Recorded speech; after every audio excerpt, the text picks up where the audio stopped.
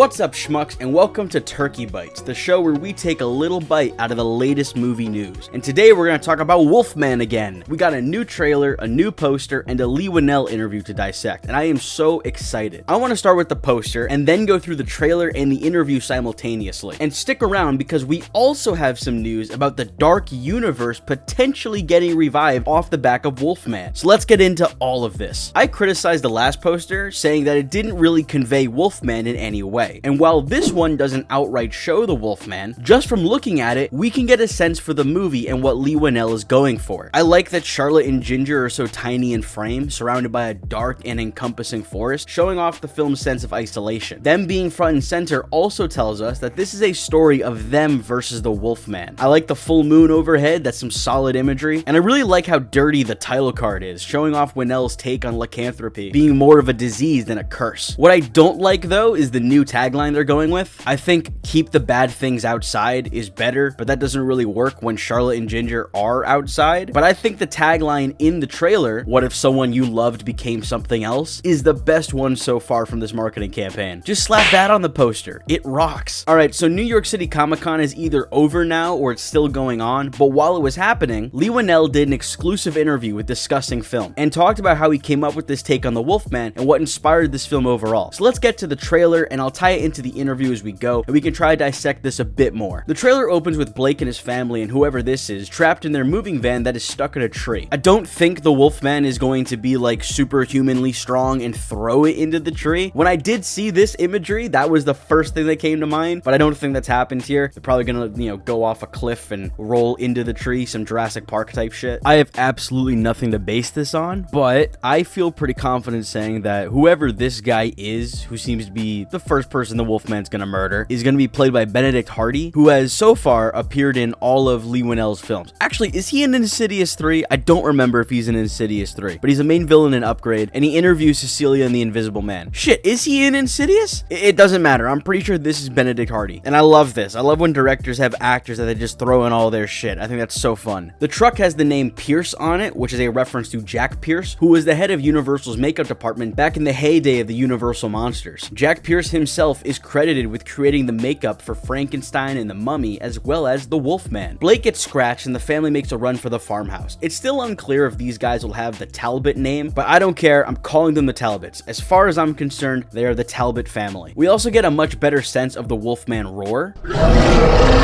I didn't like what we heard in the first trailer. It sounded too alien and not wolf-esque, but this sounds amazing. All the sounds of the Wolfman that are on display in this trailer sound excellent. It sounds scary and guttural and feral. I love it. We see more of what we already knew. The Talbots are being held down in Blake's family home trying to avoid the initial Wolfman as Blake turns into the new Wolfman. And we see more of what his transformation is going to be like, as it seems to completely alter his senses in this sequence, which looks really interesting. It seems like instead of the other Wolfman takes where you turn into the Wolfman moderately quickly on a full moon, this is going to be a proper illness that is going to infect Blake slowly over time, and he will transform more gradually into the Wolfman. Speaking of this, Whannell's idea of lycanthropy being more disease than curse, I think is fantastic. That is such an interesting angle that I personally had never considered. This is very much reflected in the Wolfman design. He looks like he has leprosy, and I originally assumed it was because he wanted a grounded Wolfman, but now I see his vision and I am 100% on board. I know a lot of people wanted a traditional werewolf design. I was kind of in that camp, but I was also fine with this look, but I much prefer Whannell taking a swing. I've seen the Wolfman be cursed. I've seen big hairy werewolf man, but I haven't seen patchy, scraggly, disease-riddled Wolfman, but I am excited to. If movies did the same things all the time, that'd be fucking boring. I want to see artists try new ideas and create new things, and that seems to be what Whannell is going for here. On the topic of the design, here's what Whannell said. Rather than trying to outdo or build upon what has already been done in the past, I tried to do something singular, where people could say, oh, I've never seen that version before. In our post-pandemic world, the proximity to people in our own homes who can be ill with a dangerous sickness is what was most interesting to me. So I don't want people to walk in expecting the usual or a complete homage. In this same interview, Whannell also clarified his vision and what inspired him. He says when he started writing this movie, movie, it was during COVID lockdowns, and that state of isolation heavily inspired his vision. Quote, "For Wolfman, the image of this remote mountainous region was in my head. The first draft was written in 2020 during the COVID lockdown, and I remember I would walk my dog every night, and it was like 28 days later. The streets were just so empty and quiet. A very specific vibe crept in, and I wanted to reflect that isolation in the script. That sense of isolation seems very prominent here. The Talbots are stuck in the woods, unable to connect to the rest of the world, all while an unstoppable force hunts them. I had previously theorized that Wolfman would be another allegory for domestic violence like Winnell's Invisible Man, but the Wolfman being a personification of COVID and the movie reflecting life during COVID is much more interesting. I think the domestic violence angle could still have a presence, it seems to, in the way that Blake is going to be hunting and attacking his wife and daughter, but I really like the idea of this movie being a story about the pandemic without directly being a story about the pandemic. I think that's an incredibly inventive idea. There was another interview Winnell did with Empire earlier this year where he says, "Upgrade was more sci-fi action. I was watching a lot of domestic thrillers when I wrote The Invisible Man because I love that genre. Wolfman is me saying, I just wanted to make something that is straight up pure horror." And that sense of straight up horror definitely comes through in this trailer. The Talbots running from the Wolfman already reeks of tension. Blake's ripped skin looks gnarly and gross. And that jump scare at the end, I think, is pretty solid. Leigh Whannell knows how to make a scary movie. I am of the opinion that Insidious 3 is the scariest one. And The Invisible Man is one of the few horror movies to really stick with me and creep me out long after I left the theater. Whannell has such an eye for the genre. He's a genuine horror master. So I just hope he hasn't lost his touch with this one. Anyway, there really isn't much else to take from the trailer. It just doubles down on what we already knew. The only real new stuff here is a better sense of Blake's transformation and our first real look at the Wolfman. We still don't have a proper look at Blake as the Wolfman. This Wolfman is the one we saw Halloween Horror Nights and seems to be the one that will infect him initially and maybe even be the one who kills his father, or this is his father, which is something we saw from the 2010 Wolfman, but I'm leaning more towards it killed his father. In the first trailer, we saw daytime shots of this creature hunting a man, and I'm pretty sure that man is Blake's father. But we do see 3 new shots of Blake as the Wolfman. However, the only things we can really deduce here is that his hair is thinning, his skin is ripping, and he is becoming quite hairy on his back and shoulders. Which just sounds like getting old, am I right, guys? I do hope that the look remains a mystery, at least until the movie drops. But as for this design, I've been completely won over, and I like it a lot. Alright, let's get to the juicy stuff. So I said earlier that we had news relating to this movie and the rebirth of the dark universe. So let's sink our teeth right into that. Recently, Elizabeth Moss, star of The Invisible Man, spoke with Josh Horowitz on Happy, Sad, Confused. At one point, Leigh Whannell and Wolfman come up, and Moss says this. Now again, this is probably another tough question for you to answer, but so he is doing Wolfman right now.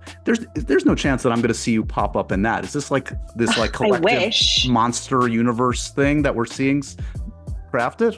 I would love that. I wish. Okay. I think that's the idea for Universal in the future, if Wolfman goes well and all that, but is to kind of revive that universe. But no, I have not been asked to be in Wolf. I would love to. Yeah. So no, I won't be in this one. But if we can get this sequel happening, then maybe we can get a universe started.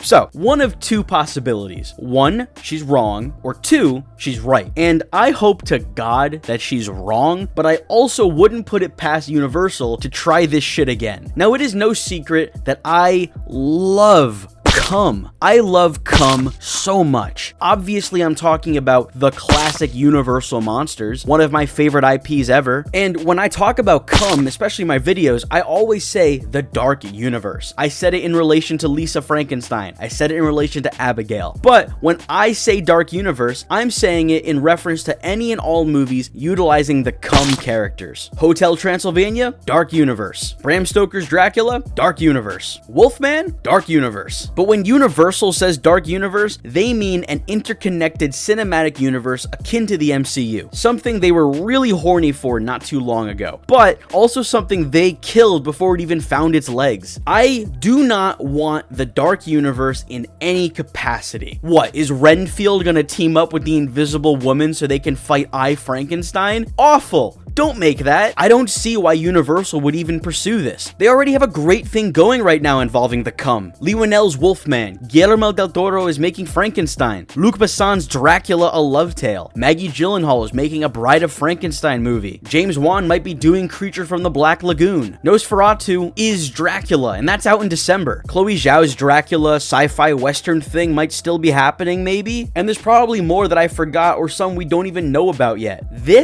All of this is so much better than MCU nonsense. These characters are genuinely limitless. There's so much room for creativity, and to tie all of that down to a cinematic universe with canon and chronological orders and crossovers, boring. Leigh Whannell seems to agree. In that discussing film interview, he says this: "You can take all these classic monsters and wrap them around different concepts to modernize them. The Invisible Man is an allegory for domestic violence and trauma. Wolfman is a pandemic story personified through a monster.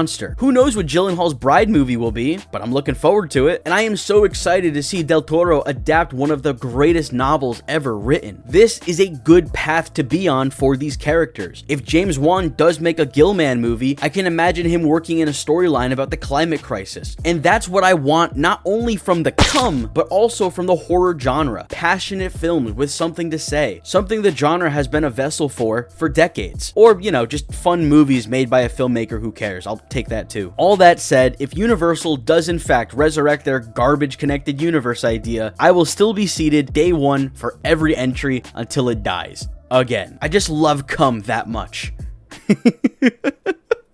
This was a longer Turkey Bites than normal, but if you're still here, thank you for watching, and I hope you enjoyed. Do you have any thoughts on Wolfman? What about the potential return of the Dark Universe? Any thoughts you have, I would love to hear from you, so leave a comment. Anyway, I will see you next time, schmucks. Goodbye.